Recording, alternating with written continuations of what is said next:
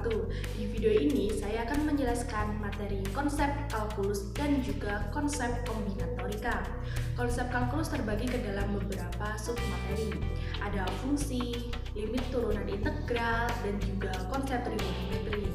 Langsung saja ke pembahasan.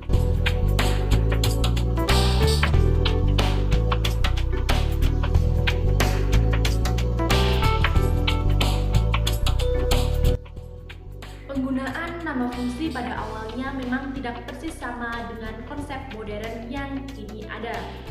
Sebagai istilah matematika, kata fungsi pertama kali digunakan oleh Gottfried Leibniz tahun 1673, namun untuk menunjukkan nilai kemiringan kurva pada titik tertentu. Fungsi yang demikian kini dikenal sebagai fungsi turunan. Leibniz juga memperkenalkan istilah variabel, konstan, dan parameter. Tahun 1718, Johann Bernoulli memperkenalkan fungsi sebagai sembarang ekspresi yang menggunakan variabel dan beberapa konstanta. Demikian juga yang dianut oleh Euler. Jadi ekspresi semisal x kuadrat tambah 2x tambah 1 juga disebut fungsi. Clairaut dan Euler kemudian memperkenalkan lambang fx.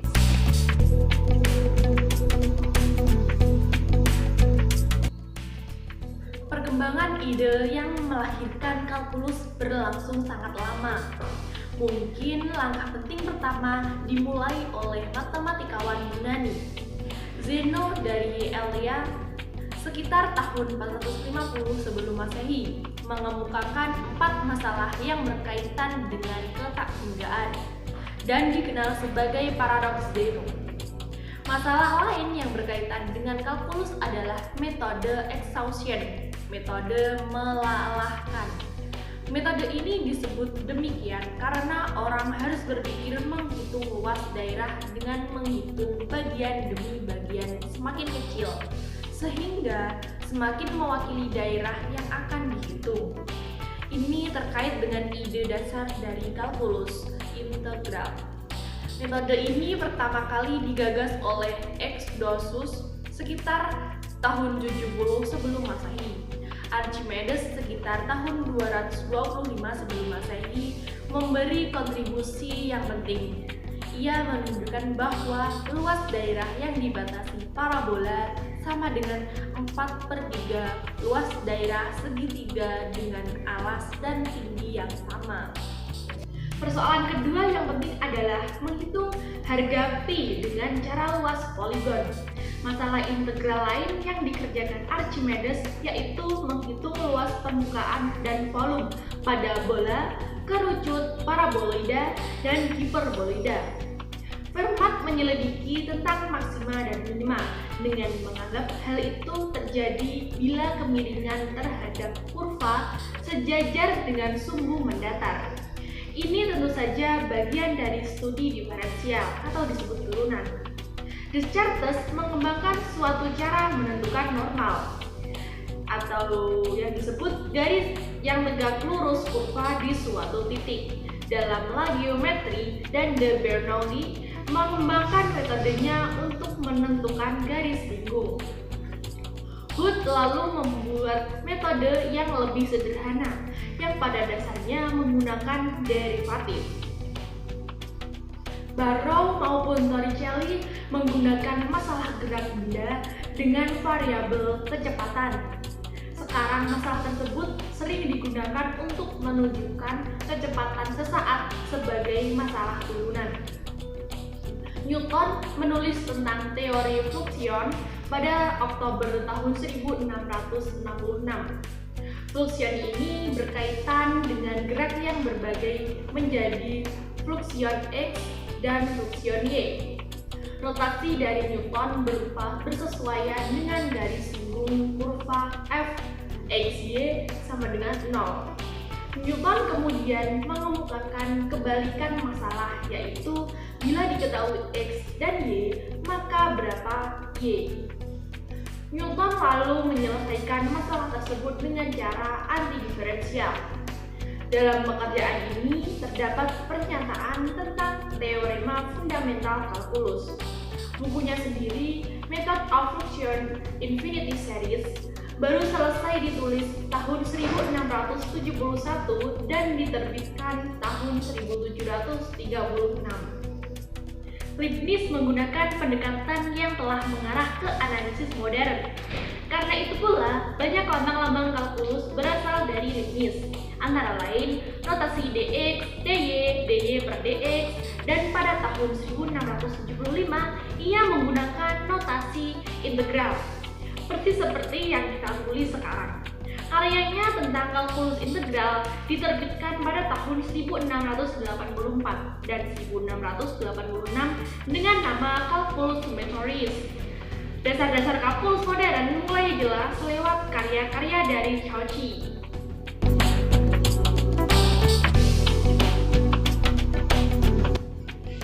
Penggunaan fungsi trigonometri bermula sebagai hubungan antara matematika dan astronomi, sehingga trigonometri mula-mula berkenaan dengan trigonometri bola. Bila diberikan sebuah lingkaran, maka masalahnya adalah mencari panjang tali busur di hadapan suatu sudut pusat. Untuk lingkaran satuan berjari-jari 1, maka panjang tali busur tersebut dengan sudut X diukur dengan 2. Tabel tali busur yang pertama dikenal dari Hipparchus sekitar tahun 140 sebelum Masehi, tetapi bukunya sendiri telah hilang. Dari sini, Hipparchus kemudian sering disebut sebagai bapak trigonometri. Menelaus pada antara lain membuktikan sebuah teorema dalam segitiga bidang yang kini disebut teorema Menelaus. Pemakaian setengah tali busur dalam kondisi modern berarti menunjukkan nilai sinus dimulai di India. Dalam karya Aryabhata I sekitar tahun 500 Masehi terdapat tabel setengah tali busur dengan menggunakan nama Jya. Tabel yang serupa juga dihasilkan Brahmagupta pada tahun 628 dan Bhaskara II pada tahun 1150.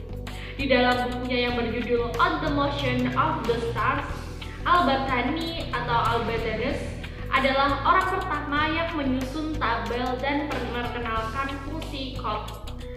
Abu al-Wafa dikenal sebagai yang pertama kali menggunakan fungsi tan dan menyusun tabel tan dan sin dengan interval 15 menit.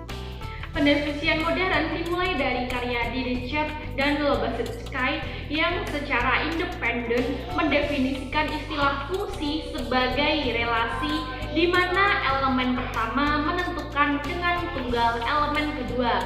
Namun Lobachevsky mesti dibatasi pada fungsi yang kontinu. Studi trigonometri sebagai ilmu matematika pertama kali diberikan oleh Nasiruddin at-Tusi dalam Treatise on the Quadrilateral.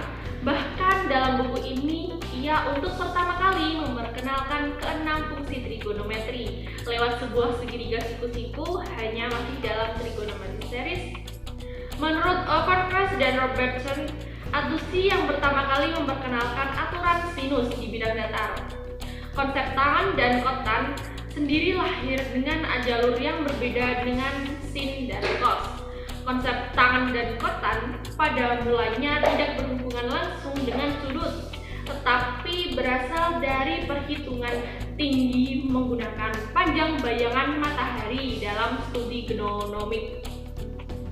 Di Arab, studi ini dikenal dengan nama studi gnomon, suatu bagian alat penunjuk waktu dengan bantuan sinar matahari, dan mulai muncul oleh matematikawan Arab sekitar tahun 860.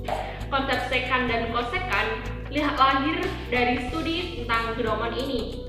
Tahun 1533, Regionum Starus dan Johann Muller menerbitkan buku The Triangles on Nereus yang dipercaya beberapa sejarawan sebagai buku lengkap pertama yang membahas trigonometri bidang.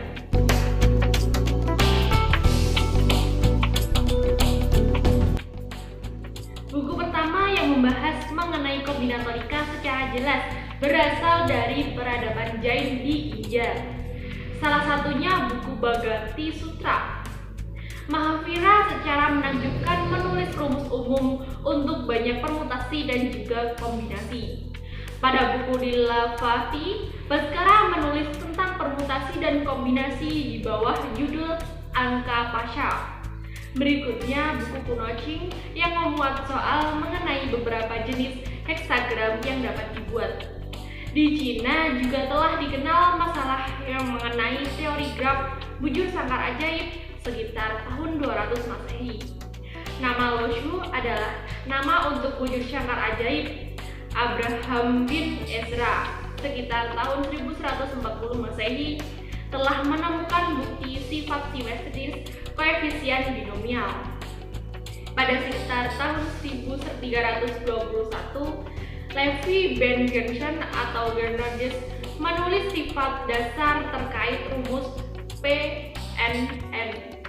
PNR dan rumus umum CNR. Blaise Pascal, Leibniz, Bernoulli, dan Euler termasuk peletak dasar-dasar kombinatorika modern. Jacob Bernoulli menulis Ars Conjecta sekitar tahun 1713 dan dapat dianggap sebagai buku pertama yang ditulis tentang kombinatorika. Pada abad ke-18, Euler mengembangkan masalah-masalah yang terkait kombinatorika. Ia antara lain mengembangkan untuk pertama kali teori graf saat memecahkan masalah 7 jembatan Konsberg yang menjadi embrio ilmu baru topologi. Sekian pembahasan materi ini dari saya. Semoga bermanfaat. Wassalamualaikum warahmatullahi wabarakatuh.